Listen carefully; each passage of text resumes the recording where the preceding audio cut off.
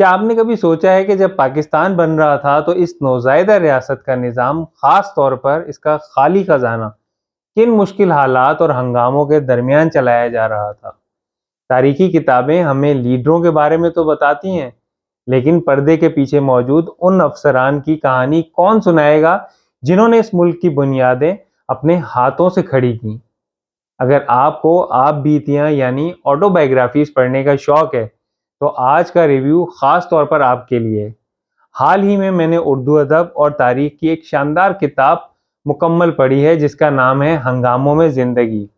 اسے لکھا ہے پاکستان کے سابق اکاؤنٹنٹ جنرل جناب مشتاق احمد وجدی صاحب نے۔ پچھلے کچھ دنوں سے میں اس کتاب کے حوالے سے اپنی کمیونٹی پوسٹ میں بھی کچھ دلچسپ اقتباسات شیئر کر رہا تھا۔ آج اسی کتاب کے بارے میں آپ سے بات ہوگی۔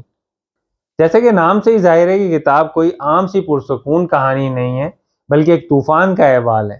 مشتاق احمد وجدی صاحب کا تعلق اس مڈل کلاس طبقے سے تھا جس نے اپنی محنت کے بلبوتے پر برطانوی ہندوستان میں سرکاری عہدے حاصل کیے۔ اس کتاب میں وجدی صاحب نے اپنے ذاتی تجربات، اس دور کے سماجی حالات اور سیاسی اتھل پتھل کو ایک بہترین کہانی کی صورت میں پیش کیا ہے۔ انہوں نے بتایا ہے کہ کیسے ایک مسلمان افسر کو ہندو اکثریت اور انگریزوں کے درمیان کام کرتے ہوئے کن تعصبات کا سامنا کرنا پڑتا تھا۔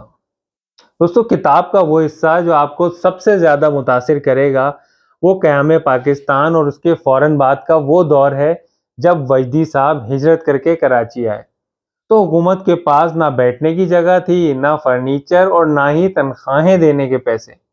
انہوں نے ان ہنگاموں کے بیچ ملک کے مالیاتی نظام کو کھڑا کرنے میں کیسے اپنا حصہ ڈالا، یہ آپ کو حیران کر دے گا۔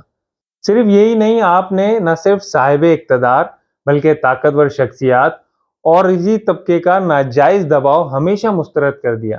آپ نے ہمیشہ میرٹ ہی کو ترجیح دی، جبکہ لوگ آپ کو ہمیشہ آپ کے انجام سے ڈراتے رہے، مگر آپ پھر بھی نہیں گھبرائے۔